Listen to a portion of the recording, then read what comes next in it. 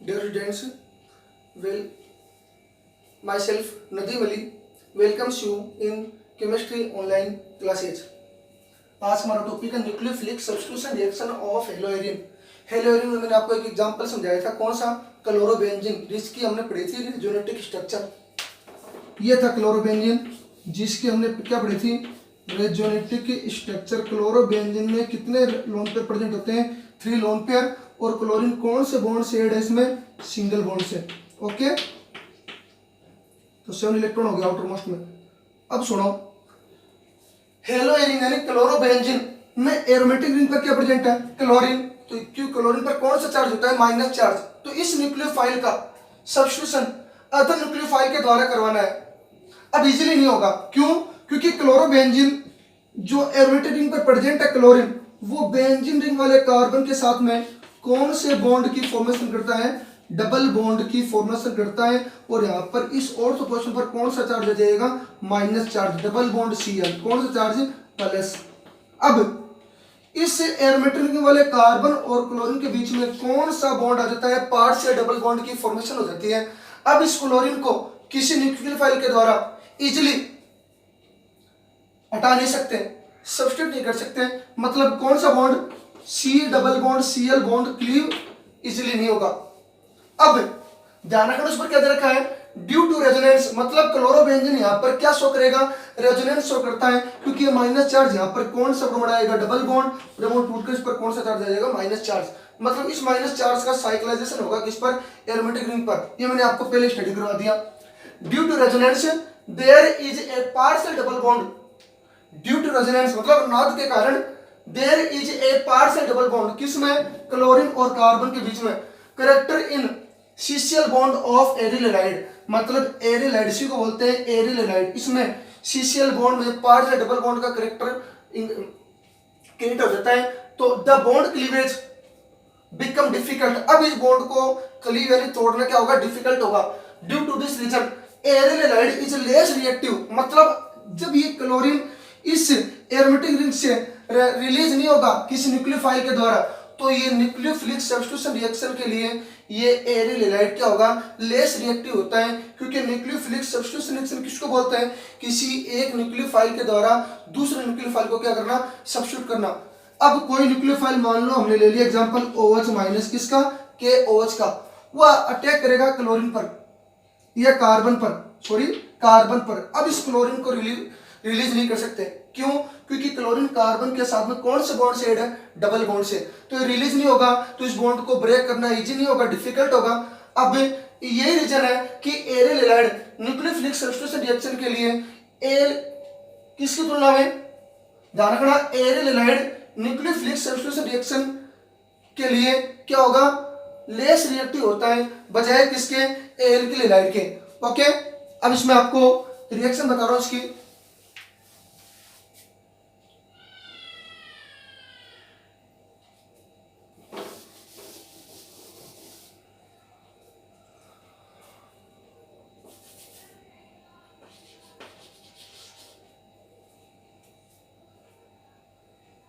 Due to this reason, aryl halide is less reactive towards nucleophilic substitution reaction in alkyl halide. Aryl halide, alkyl halide okay. और से अब देखना इसमें reaction देखना, यहाँ पर ये क्लोरीन है। अब ये रिएक्शन कुछ अंडरस्टेटिक अनुकूल परिस्थितियों में होगी। मतलब अब इस कार्बन इस एरोमेटिक रिंग से क्लोरीन यानी न्यूक्लियोफाइल को हटाने के लिए, क्योंकि तो हटेगा नहीं, क्योंकि डबल बॉन्ड हटाने के लिए क्या करना पड़ेगा? हाई टेम्परेचर पर इसको करना पड़ेगा, हीट करना पड़ेगा। इसलिए दे रखा है लाइक हाई टेम्परेचर, इसको करना पड़ेगा, हीट करना पड़ेगा। तो देखो अब रिएक्शन, अब इसकी रिएक्शन करवाएंगे। इसके 2 मोल लेकर 2 मोल अमोनिया की रिएक्शन Cu2O के साथ कितने टेम्परेचर होगा? 475 केल्विन टेम्परेचर पर। अब यहां पर देखो NH3 कितने मोल है? 2 मोल।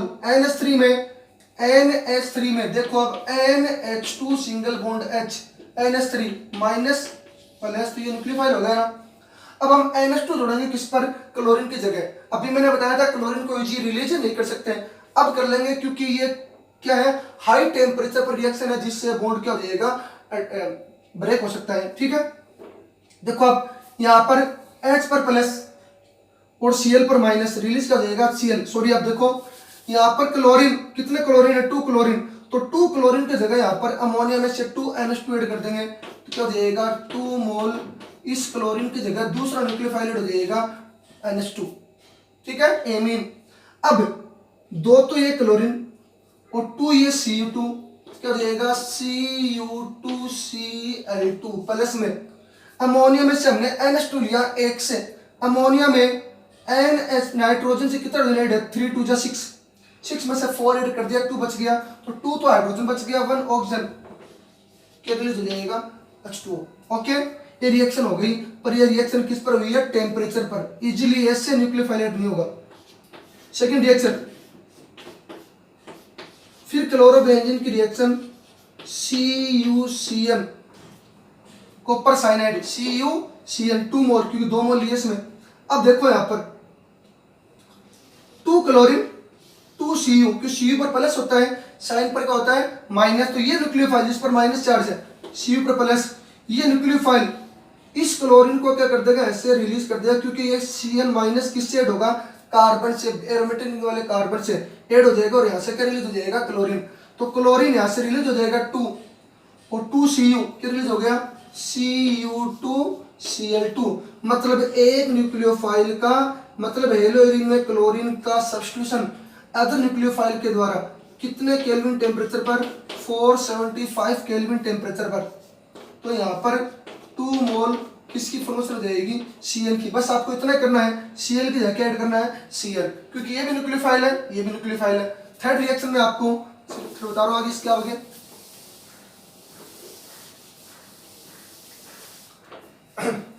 थर्ड रिएक्शन,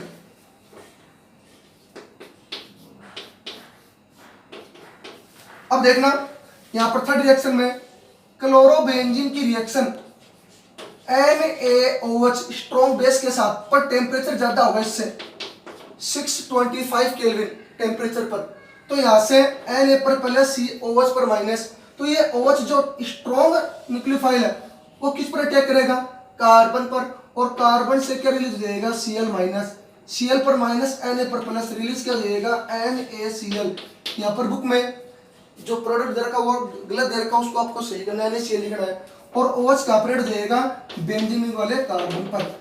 ये जो भी 3 रिएक्शन हुई है ये किस पर हुई है, कोई कंडीशन थी अंडरस्टेटिक कंडीशन, जो भी किस पर थी हाई टेम्परेचर 475 और 625 केल्विन पर, ये 3 रिएक्शन हो गई। अब इसके आगे देखना, इसके बाद ये रिएक्शन आपको समझ में आ गई होगी। इसके बाद कुछ इलेक्ट्रॉन विड्रॉविंग ग्रुप होते हैं,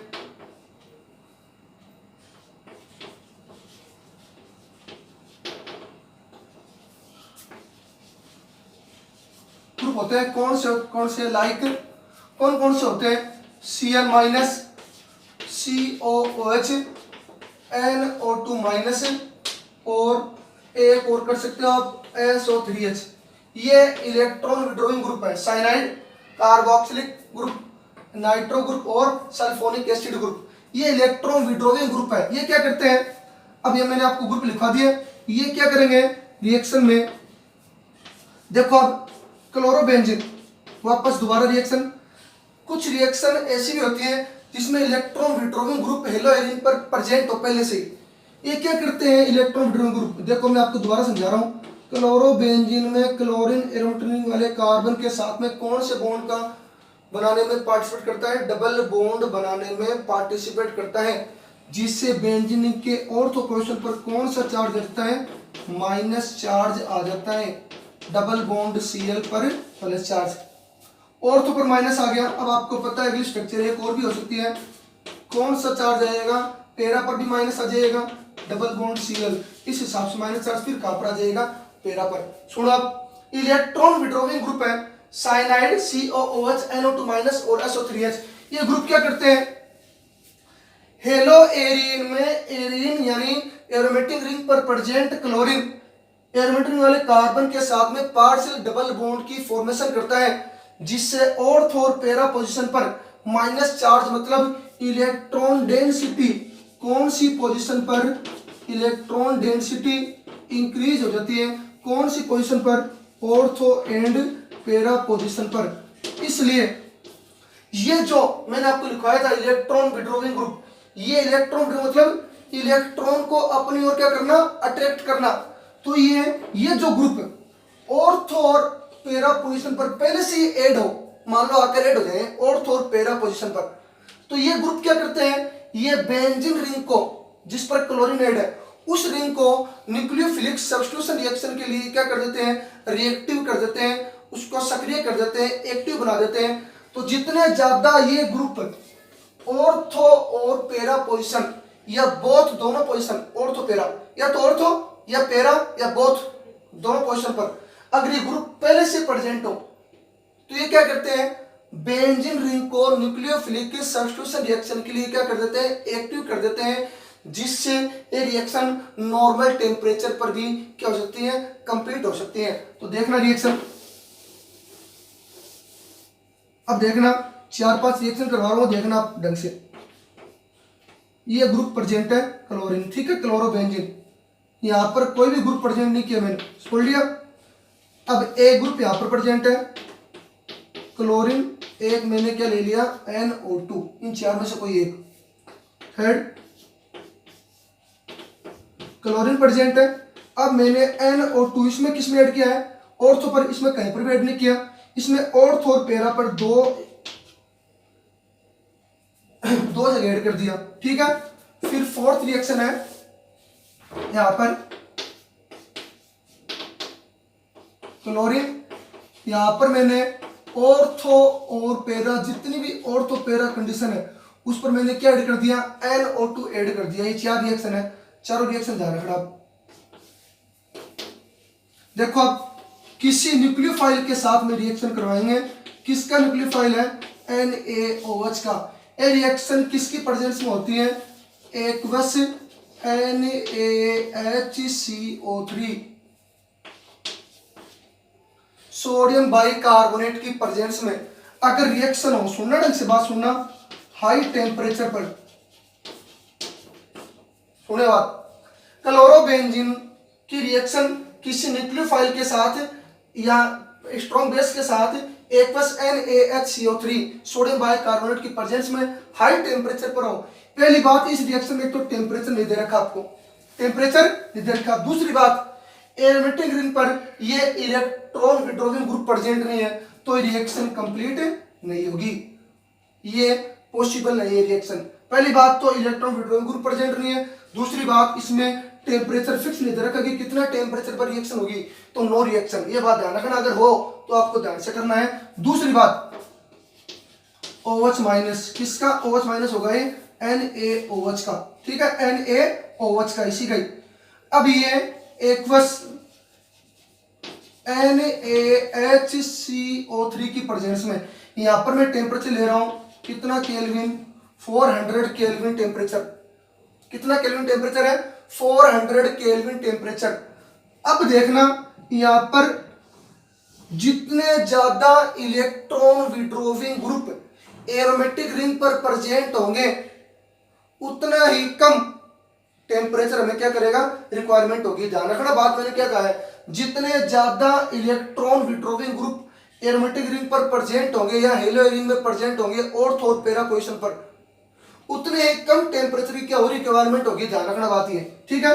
रीजन, क्योंकि जितने ज्यादा electron withdrawing group aromatic ring पर प्रेजेंट होते हैं वो बेंजीन रिंग को न्यूक्लियोफिलिक सब्स्टिट्यूशन रिएक्शन के लिए क्या करते हैं, एक्टिव कर देते हैं। इसमें एक है तो टेम्परेचर कितना चाहिए, 400 केल्विन, इसमें कितने हैं NO2, 2 NO2 है, टेम्परेचर चाहिएगा इसमें एक्वस किसकी प्रेजेंस में, NaHCO3, कितना टेम्परेचर, 370 केल्विन। यहाँ पर OH माइनस किसका, OH माइनस NaOH का, रिएक्शन किसकी प्रेजेंस में, एक्वस NaHCO3 सोडियम बाइकार्बोनेट, यहाँ पर कितना केल्विन, 300 केल्विन। आपको बता दिया मैंने, इसमें कितने NO2 है, एक NO2, ज्यादा टेम्परेचर चाहिए। इसमें कितने NO2 है, 2 NO2, इससे कम टेम्परेचर। इसमें कितने NO2 है, 3 NO2, इसमें और भी कम टेम्परेचर, जितने ज्यादा एरोमेटिक रिंग पर इलेक्ट्रॉन विड्रॉइंग ग्रुप प्रेजेंट होंगे वे उतने ज्यादा बेंजीन रिंग को न्यूक्लियोफिलिक सब्स्टिट्यूशन रिएक्शन के लिए क्या करेंगे, एक्टिव करेंगे। जितने कम होंगे उतना ज्यादा टेम्परेचर चाहिए। ओके, बता दी मैंने बात। ये रिएक्शन पॉसिबल नहीं है। अब ये OH माइनस कहां पर हो जाएगा, क्लोरीन की जगह ये बन गया अपना NO2OH। ओके, एक न्यूक्लियोफाइल दूसरे न्यूक्लियोफाइल क्या कर लेगा, रिलीज कर देगा 400 केल्विन टेम्परेचर में। अब देखो यहाँ पर भी क्लोरीन को हटा देगा कौन, OH माइनस, क्योंकि इसमें कितने इलेक्ट्रॉन विड्रॉइंग ग्रुप प्रेजेंट है, 2 इलेक्ट्रॉन विड्रॉइंग ग्रुप प्रेजेंट है, इसलिए टेम्परेचर इससे क्या चाहिएगा, कम चाहिएगा। तो इसमें तो एक ही थे, इसमें कितने हैं 2, NO2। ठीक है, तो यहाँ से भी क्लोरीन क्या हो जाएगा, रिलीज हो जाएगा। तो यहाँ पर क्या हो गया, OH माइनस इस क्लोरीन की जगह, क्योंकि एक न्यूक्लियोफाइल का दूसरे न्यूक्लियोफाइल के स्थान पर क्या करना, ऐड होना, NO2, और यहाँ पर भी क्या ऐड कर दोगे, NO2। ये NO2 सॉरी ध्यान रखना। फिर ये क्लोरीन को हटा देगा कौन, OH माइनस, ऐड हो गया OH माइनस, NO2 यहाँ पर प्रेजेंट, NO2 यहाँ पर प्रेजेंट, NO2 यहाँ पर प्रेजेंट। चारों रिएक्शन एक बार रिपीट कर रहा हूं। फर्स्ट रिएक्शन है तो आपको हाई टेम्परेचर नहीं दे रखा।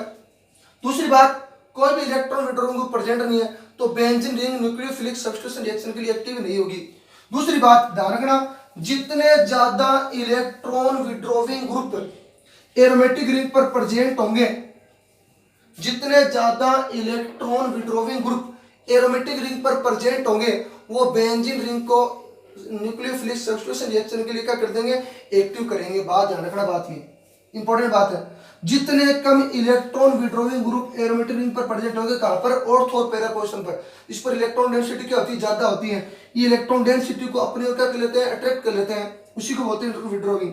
ठीक है, तो वो क्या करेंगे, उतना ही ज्यादा टेम्परेचर की हमें क्या करेंगे, रिक्वायरमेंट होगी। 400 केल्विन, 370, 300 केल्विन, मेरे हिसाब से आप याद रख लोगे ये बातें। इसमें एक NO2 है तो ये बेंजीन रिंग को कम एक्टिव करेगा। इसमें कितने NO2 है, 3 NO2 है, तो OH यहाँ पर क्या हो जाएगा, क्लोरीन जगह ऐड हो जाएगा।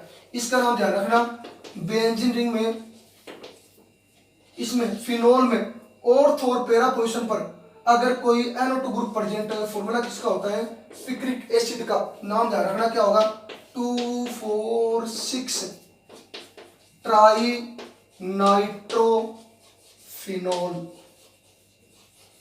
ओके, ये अपना टॉपिक है कंप्लीट आज का। ओके, ठीक है, अपना टॉपिक कंप्लीट हो चुका है। इस रिएक्शन में अगर आपको कहीं पर भी प्रॉब्लम है तो आप मुझसे ये प्रॉब्लम अपनी पूछ सकते हो। आज का अपना टॉपिक यहीं तक ही। फिर भी आपको मैं एक ऑर्डर और रिएक्टिविटी और समझा रहा हूं। Order of reactivity in halogen derivatives for nucleophilic substitution reaction.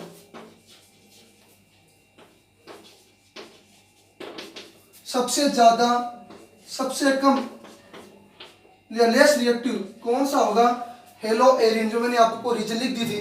Nucleophilic substitution reaction जो मैंने टॉपिक डाला था उसमें डिटेल दे रखी थी, वो सबसे कम होगा। दूसरा एल्किल हैलाइड, उससे ज्यादा होगा। और सबसे ज्यादा मोर रिएक्टिव अगर कोई मॉलिक्यूल होगा वो कौन सा होगा, बेंजील हैलाइड। अभी मैंने सॉरी वहां पर एरिल हैलाइड लिखा था, उसकी जगह आएगा एल्किल हैलाइड। ठीक है, थ्योरी में देख लेना, उसमें नोट्स में आपको दे रखा है, वो नोट्स एकदम राइट है। उस नोट्स को तो आपको वहां से नोट्स को तो राइट करना है, जो आपको व्हाट्सएप ग्रुप में भेज दिए होंगे। यहाँ पर आपको ओनली समझना है। ओके, सबसे कम लेस रिएक्टिव मैंने आपको इसका रीजन बता दिया। उससे ज्यादा कौन सा होगा, ये पहली बात तो इसमें से हेलोजन को इजीली क्या कर सकते हैं, रिलीज कर सकते हैं, क्योंकि इसमें रेजोनेंस पॉसिबल नहीं है।